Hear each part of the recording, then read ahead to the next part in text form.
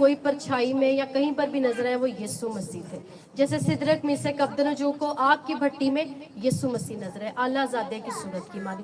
اسی طرح سے موسیٰ کو جو پرچھائی نظر آئی 10 کمانڈمنٹس لیتے وقت, وہ یسوع مسیح کی نظر آئی. سو ہم دیکھتے ہیں کہ جب یہ تین جو ہیں, جن میں ایک یسوع مسیح اور 2 اینجلز ہیں, جب سارہ کے پاس جاتے ہیں, ابراہیم کے پاس جاتے ہیں, تو وہاں پر 10ویں آیت میں یہ لکھا کہ میں پھر سال کے اگلی دفعہ آؤں گا بہار کے مہینے میں.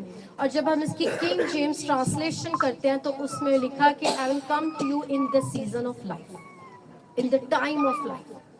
تو یہ کون سا زندگی کا وقت ہے؟ یہ وہ وقت ہے جب کچھ دروازے کھلتے ہیں.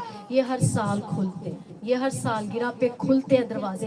اب ہم کیا کرتے ہیں؟ کیا ہماری سیلیبریشنز ناچ رنگ یا پھر نشے بازی, لونڈے بازی, شراب نوشی ان میں گزر جاتی ہیں؟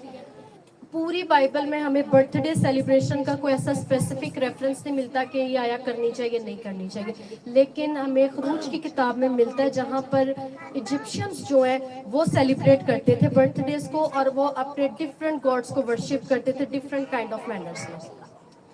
اب ہم سوال یہ اٹھتا ہے کہ ہم اپنی سیلیبریشنز کیسے کرتے ہیں؟ کہ ہم خدا کو پریورٹی دیتے ہیں؟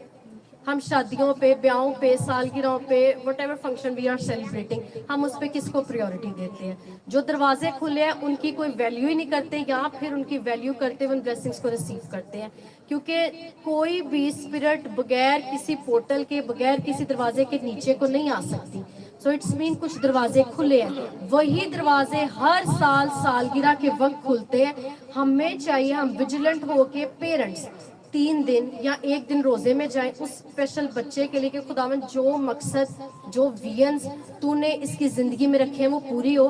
یہ نہ کہ یہ یوں ہی اپنی زندگی ویسٹ کر دے یا یوں ہی اپنی زندگی گزار دے, بلکہ وہ مقصد اس کی زندگی میں پورے ہو سکے, ہم اس کی تربیت تیرے کلام کے مطابق کر سکیں. ہر سال وہ دروازے کھلتے ہیں اور ہم ایکسپینسو پریئرز بھی اپنے برتھ ڈیز پہ کر سکتے ہیں, وہ بھی پوری ہوتی ہیں.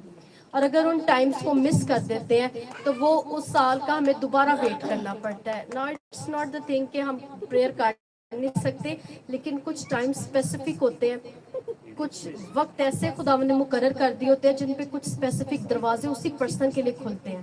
تو اس چیز میں ویجیلنٹ ہونے کی ضرورت ہے کہ ہم کیا ایسا کر رہے ہیں کہ ہمارے بچے 10-10 سال ایک ہی چیز میں نہ سفر کریں. جن چیزوں میں ہم نے سفر کیا اس میں ہمارے بچے اب سفر نہ کریں. فائنینشیل کرسز کو ان سے ریموو کریں, جنریشنل بیماریوں